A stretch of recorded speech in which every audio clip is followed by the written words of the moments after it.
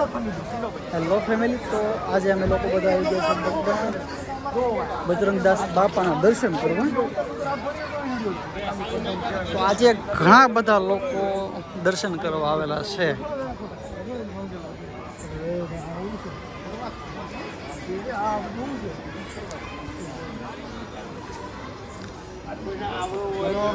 તો ભરતભાઈ, ભરતભાઈ લાઈક કરવાનું કહીજો. લાઈક કરો, ફોલો કરો, કોમેન્ટ કરો, શેર કરો, બાકી વધારે નહીં બોલો ભાઈ.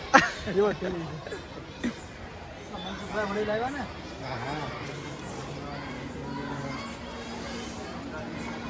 ઓકે લખતો દસે એક વેટ કરે છે ને કોઈ વાત છે ત્રાહો ફોન થઈ જાવ ભાઈ. હું છે કે આ ફોન લાઈક ન હોય મને આ છે. હા લેલા ભાઈ, એમાં કઈ વાંધો નહીં. આપણે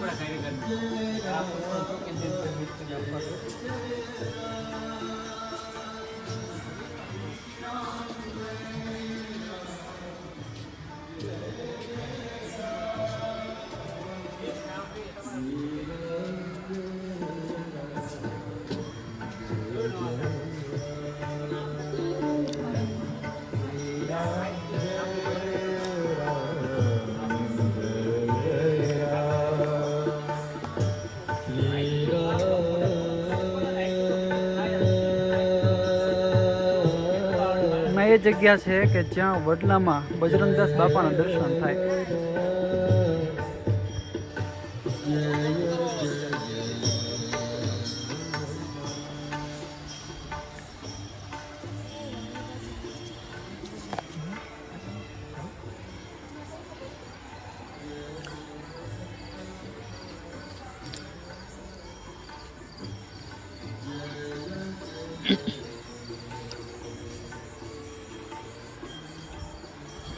બજરંગદાસ બાપાના દર્શન કરીને હવે આપણે છે ને મંદિરમાં જવાનું છે.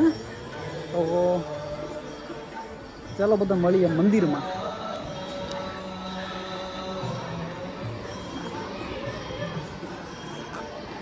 અમારો ભાઈ છે વિશાલ ખદડો.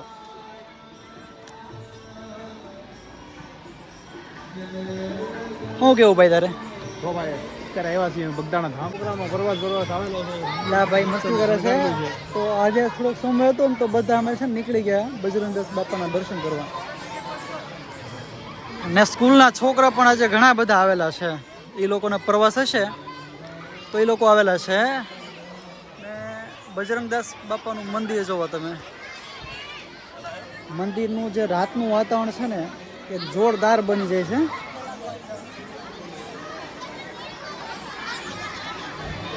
મંદિરનો લુક છે ને લુક એકદમ જોરદાર બની જાય.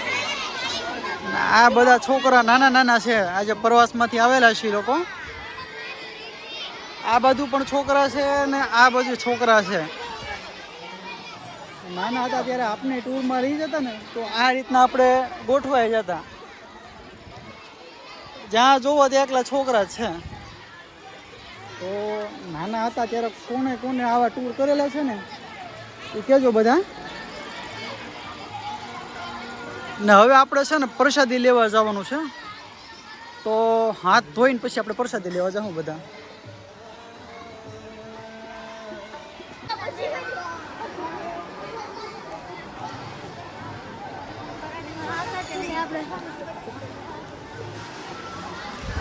આ છે બગદાણાનું ભોજનશાળા. ત્યાં હજારોની સંખ્યામાં ભક્તો છે ને પ્રસાદી લે છે. ને હોલ તમે જુઓ કેટલો વિશાળ છે.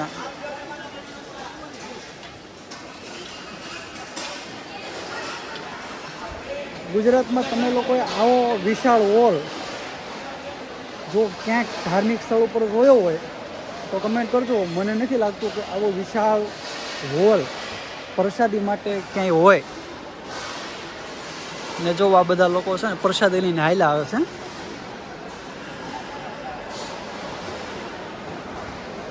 તો આપણે બધા છે ને પ્રસાદી લેવાના છે આજે.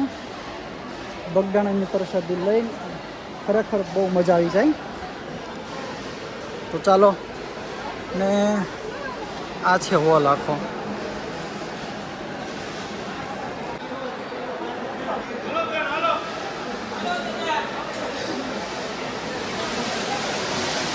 ને આ ભાઈઓની સેવા જુઓ. આ ભાઈઓ થાળીઓ આપશે.